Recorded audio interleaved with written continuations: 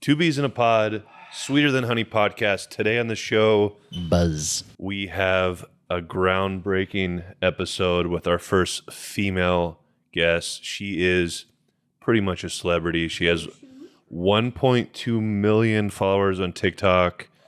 She's on Instagram. She's on... you're probably too big to be on Facebook, but she's on all. I mean, she's on Facebook, I'm but still on not there, I like. just don't use it. I was Every gonna say more like your regular check page. it. Yeah. every social media outlet you can think of, and she is crushing it. Whitney Cordray Hello. is on the cast. We're excited to have her here. I'm excited yeah. to be here. So yeah, we wanted to. The main thing is how did you even get started with the social media thing? Because I feel like I've seen the transition where it's kind of taken over your life, right? Yeah, it's basically my job now. Yeah. So, which is really weird, because I was in dentistry for 16 years.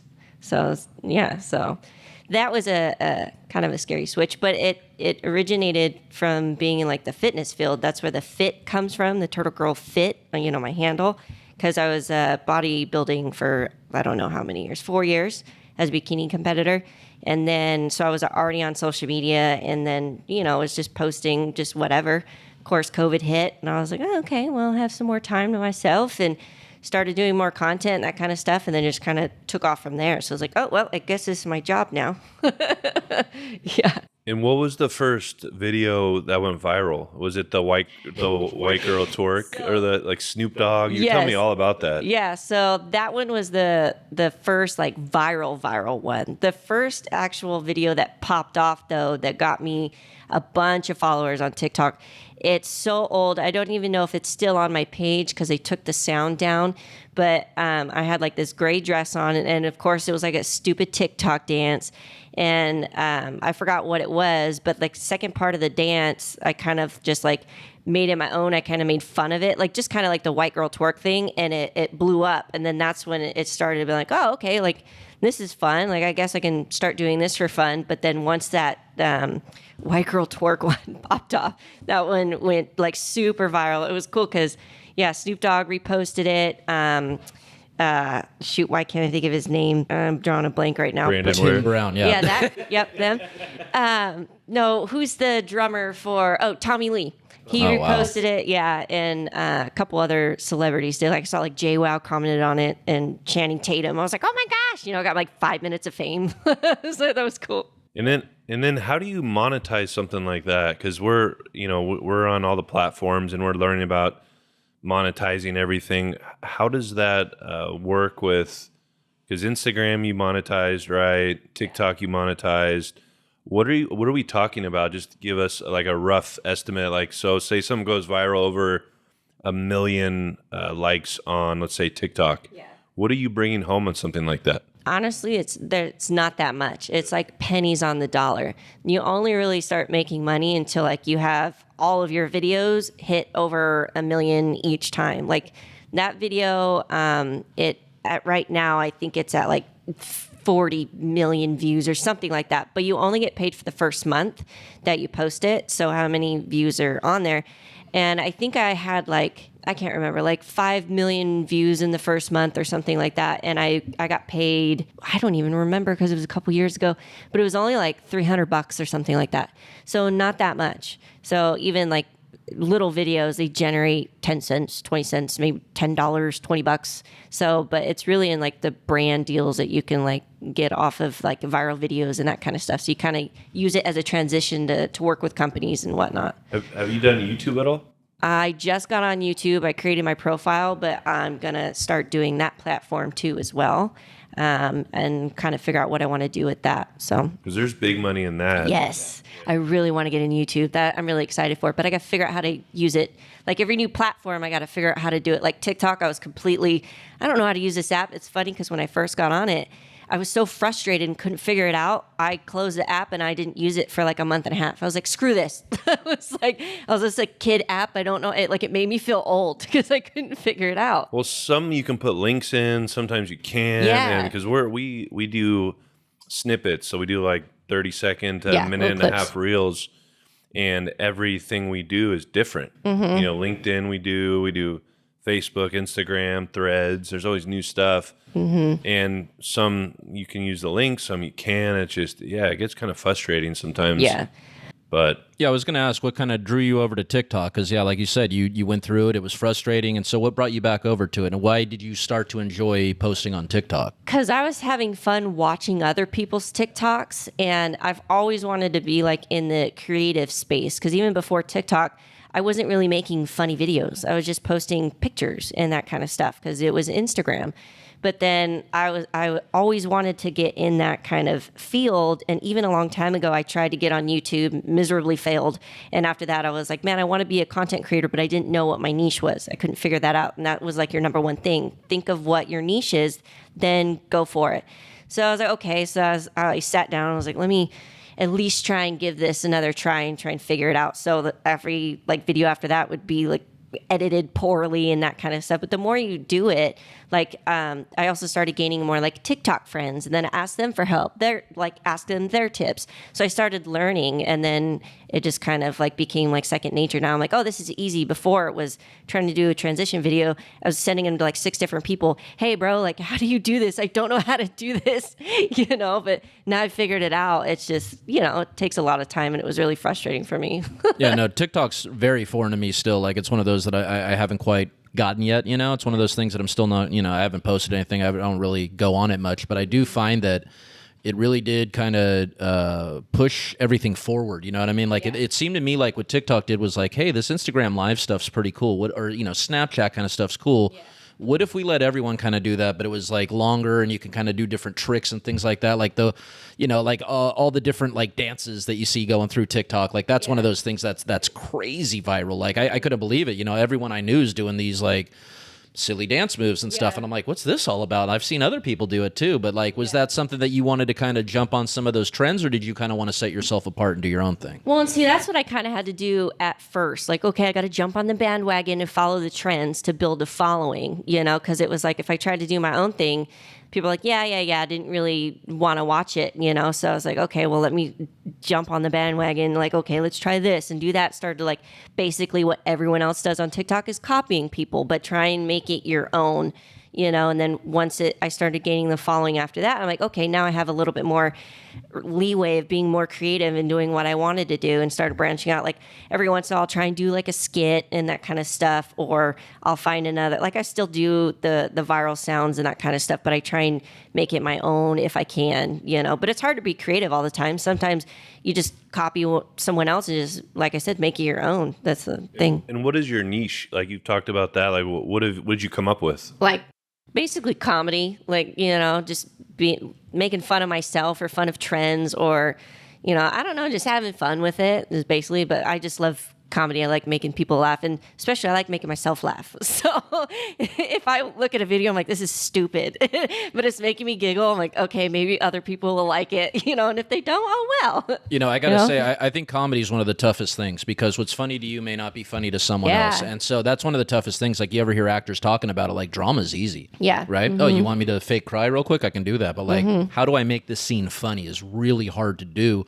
I've noticed that you are kind of a naturally kind of, funny person. You like to joke around and have a good time. And I think that does set you apart, because a lot of these girls are just like, look at me and I don't really have anything to say, but I'm going to say it, I'm like, you actually have things to say. You actually bring something to the table, like a personality, ladies. It helps, Well, thank you. No, it's, and that's the thing that's always been through with you ever since the first time we met. I think, were you at our first event, or was it the second one? I think, because you were one of the ring card girls like early on. I think it was the it was right in the beginning. It wasn't the first. No, it had to have been like a little bit 2 later or 3. on. Yeah.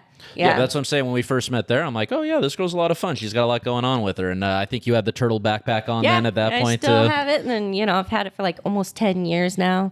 But see, I was like the nerd in high school. Like no one liked me. Everyone picked on me. I had like 2 friends. I ate my lunch in the band room because I got picked on so much. And so I kind of kept that with me for like the longest time, even though like as I evolved, I'm like, okay, I guess I'm getting a little bit prettier, but I'm still not going to change my personality and be like, look at me, guys. Like that's not what I'm about. Like I just like being goofy. And I think it also comes from my dad too, because my dad's super goofy. So yeah. No, and that's one thing is I've noticed notice your goofiness has stayed, but your confidence has increased, and your confidence in your goofiness, your confidence in yourself to be able to say, hey, this is who I am. I'm going to do this silly stuff. Let's see what happens. But, exactly. But yeah, no, I'm wondering, like, ring card, being a ring card girl, that's got to be an interesting, thing. It's not something I've ever done. I mean, I've totally do it. I've been an announcer, and I always think it's funny because, like, for us being at the fights, right, we're not fighting, but we're there to add to the entertainment value. So there's no stress on us. We're there having a good time. But I do wonder about that. You're walking. No stress. I'm in the back throwing up. So if you guys don't know what we're talking about, we used to have a MMA organization. We talk about it a lot. Tim was the announcer. WFC. And West Coast Fighting. And Whitney was one of our ring girls, probably like WFC 4 or 5. But I don't know what you're talking about, no stress. I was literally in the back throwing up. There's thousands of people drunk and asking me a million things at once. Well, I'm talking about a different kind of stress. You're not going in there worried about a professional athlete beating the crap out of you. That's a different thing. Like, we had to prepare for, let's sell some tickets. We didn't have to prepare for, we're going to be in there and everyone's going to be yelling at us to beat the hell out of some guy. And so I always thought it was kind of interesting that we're there, we're kind of having a good time, but also we are taking it seriously. We want to make it good for everyone, but what was that like, your first time walking around the ring? Was that kind of a weird feeling? So cool. I mean, yeah, it was, because everyone's looking at you, and especially back then I was ultra shy. Like, I'm still shy, but I'm more outgoing, especially like on the internet and that kind of stuff, because it's just me and my phone, But in person, I still have that really shyness. Like, if I'm in a group of people, half the time people will be like, why is she so quiet? That's so rude. I'm like, I'm just shy. I don't know how to start a conversation with anyone, But back then it was actually extra nerve-wracking because everyone's looking at you, But the more that I did it, the more it was like, okay, this is fun. And plus, I got to know you guys, and it was a more familiar place, and everyone else around me. I met, I'm still friends with a lot of the fighters and that kind of stuff. And Kimber, the other ring card girl. So it was like forever friends, But And it's a family. And even when we started this, they were the first guys to come in, and Max Griffin was our first guest. I love Max. He's cool. And then we're having Josh Emmett on, Andre Feely. We were talking to Danny Castillo. He's one of the coaches over there. And it was like a family. Yeah. Like we were cool. a family, and to see it evolve and see these guys in the UFC and go on pay-per-view was kind of cool. But yeah, I think the first memory of you had that turtle backpack, and you come up to me and you're like, can I wear that turtle backpack? Yeah. I'm like, that's and the you least did, of my... I know it. You did at least in one time, I think it was once or twice. And I was like, do you mind if I wear the turtle backpack? Because everyone that would come and buy tickets, they would tell me you should wear the turtle backpack in the ring. And I was like, I'll ask, but I don't know. Because I was trying to keep it professional, and you were like, yeah, I don't care. I'm like, yeah. So I have a couple pictures of me in the ring with my turtle backpack. No, I was going to say that. Yeah. That's one thing I remember, where I see you walking around and I see the backpack on. I'm like, oh, okay, cool. And I was like, that's cool. That definitely sets you apart from all the other girls. I don't think I ever saw anyone else wearing a backpack or a fanny pack or anything like that up there. So it's so funny because like I said, I have it behind me or over there, and I still use it. But sometimes I catch myself forgetting, hey, I can use a regular purse. Sometimes I'll go out to dinner or do something, and I have my backpack on, and then I'm like, oh, this probably doesn't look all that nice. I'm in a fancy restaurant, dressed all nice and dressed in heels or whatever, and then I have my backpack. I'm like, I'm 35 with a turtle backpack. I don't care. It's funny because my sister's the same way. She prefers a backpack over a purse. It's just one of those things. I got it on my back. I don't have to worry about carrying this thing, switching everyone's arms. Got their Louis and that kind of stuff. I'm like, here's my turtle bag. It was $20. Right. Well, you just need to make it out of real turtles. Then it'll be really valuable, right? Let's hollow out a freaking Galapagos tortoise and make a backpack out of that. I think that'd be pretty cool. So now you're completely out of dentistry, right? You're just complete social media. Yeah, I mean, I'm still licensed, and I'll go help them if they. Yeah, if they call me and they need help, I'll go help them and stuff like that. Because I still want to keep up my dental knowledge and keep up my skills. And because I'm like, if the internet disappears tomorrow, that's my backup plan. I'll just go back to work, So I want to make sure I don't burn any bridges. And plus, I loved that office over there. They were great. And then one thing I want to, and we can totally edit this out if, I think it's coming. So we've talked about it before off camera, OnlyFans, right? You started doing that a few years ago. Yeah. And that seemed to take off pretty well. And the interesting thing, because I'm like your brother, right? So I sat you down. I'm like, all right, what are you doing? You know, kind of asking questions, grilling you, and you're like, Brandon, I'm not nude in it. I'm like, yeah, right. You know, and I grilled you, and I think you showed me something on your phone or your computer.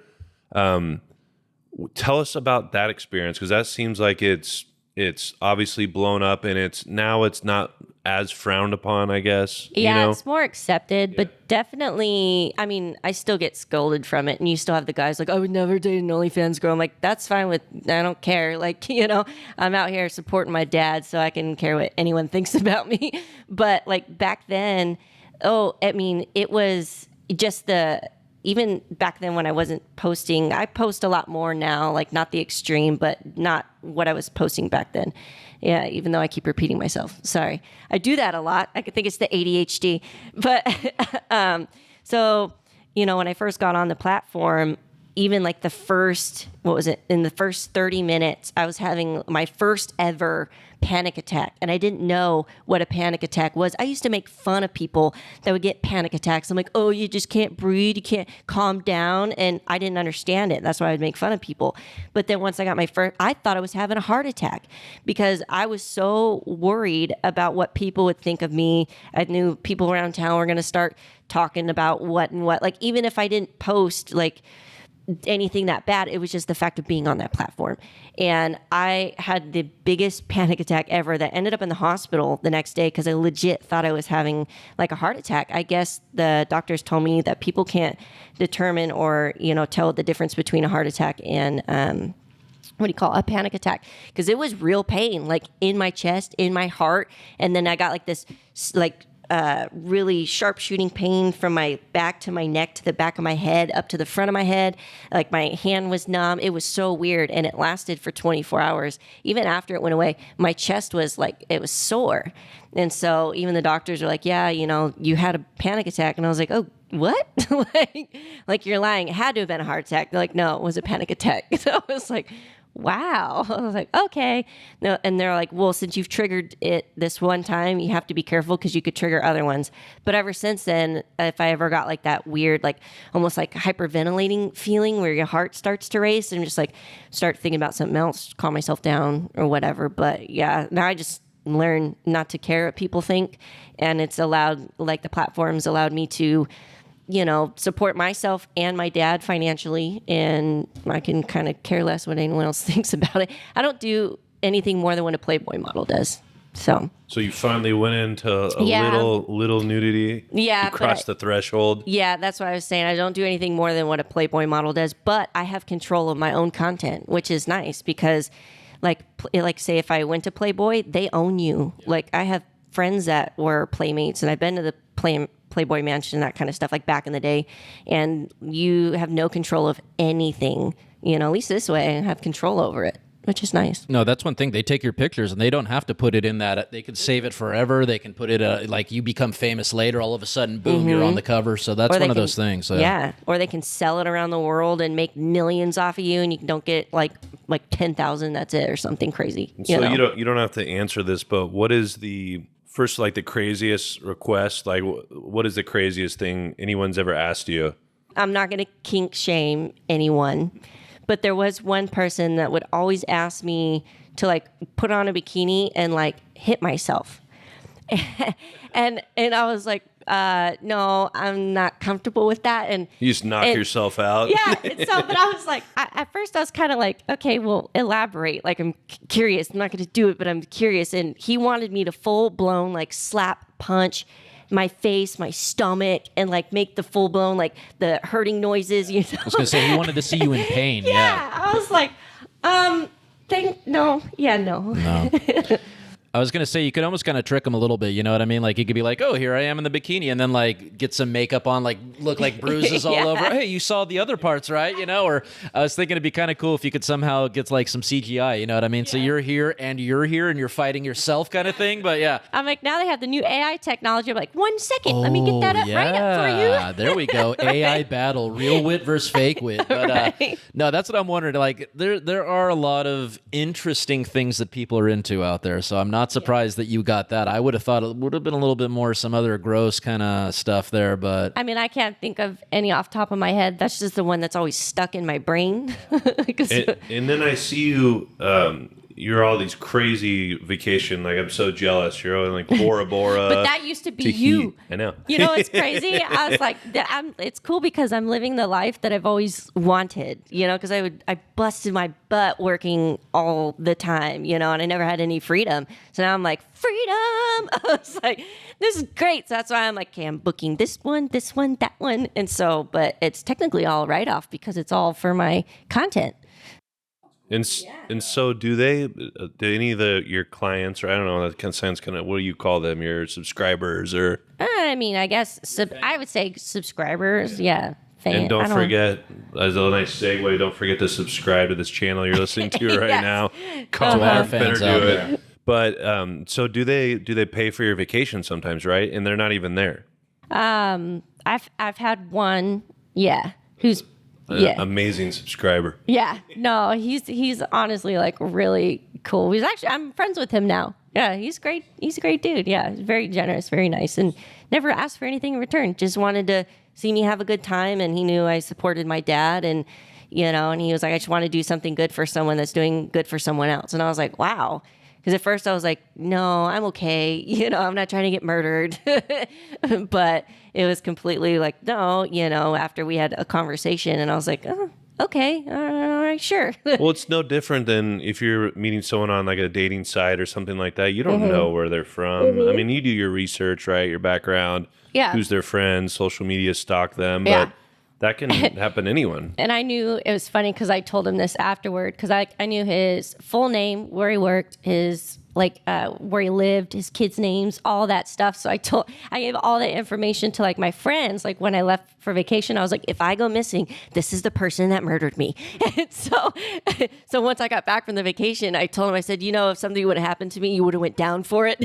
He goes, what do you mean? I was like, well, you gave me all your information, and I like Googled him and everything like that. And so, and I was like, so even if I went missing, it wasn't your fault. You would have went down for it. He started laughing. You have like a random water slide accident. All of a sudden, this guy's kid's kidnapped. Like, what the hell? What did this have to do with anything? Yeah. But I'm curious. So are you going solo on these vacations then? Or are you ever taking anyone with you? No, I've always been solo. Yeah. I like solo vacationing. You don't have to wait for anybody. You don't have to go here where you don't want to go. You got some things to do. But I do worry, like for you being out there solo, obviously, like it's scary, but obviously if you know where you're going, you're kind of aware of your surroundings. I mean, you know, you're not typically getting shit-faced drunk or anything like that. No, I don't like drinking by myself anyways. So to me, it's kind of like, if I'm going to drink by myself, what the hell am I doing? You know? Do you ever worry with so much exposure on social media and OnlyFans and all these different outlets? Have you had any like run-ins with any kind of stalker type guys? I know I watch all those shows on Discovery Channel, or what is it, ID, and everyone's killing everybody, and killer first dates. I killed my parent. Like everything on TV is like I killed someone, and that's all I watch. And my girlfriend watches that, and I fall asleep because I'm an old man, and I'll wake up to like just someone stabbing. So you're like the murder doc girls that are like, I'm gonna go to bed with a nice night and watch a murder doc. That's us. But I fall asleep that. and I wake up to like just someone getting stabbed in the neck, and she's just, you know, calm, like eating little corn nuts or something. Ooh, you know, so interesting. Yeah. Have you ever had a run-in with that where you're like, okay, I'm scared? No, knock on wood, and I hopefully never will. But I mean, and also too, when I travel, because I have my CCW for like 37, 38 states. So technically I'm not alone. I'd be pecking. Nice. Know? So you got Smith and Wesson with you, so you're good to go. Yep. So, and plus I'm always like extra aware of my surroundings. I never post anything real time. If I'm on vacation, I make it look like it, you know, and or I jumble a bunch of the videos around, so it's like from different places, so you can't really guess where I'm going to next, that kind of stuff. So you really have to be careful because, unfortunately, it's like scary out there for women nowadays, you know. So that's really smart. I just saw something today where a woman had posted something and she didn't realize that her wallet was open and you could see her name and her address, and she wound up getting kidnapped. Like, oh no! I think she was found. Everything was okay, but it was one of those things where just because she had posted something and her name was on there. Yeah. Thanks for watching Two Bees in a Pod. Make sure you subscribe, like, comment, share, and thank you for all the love and support.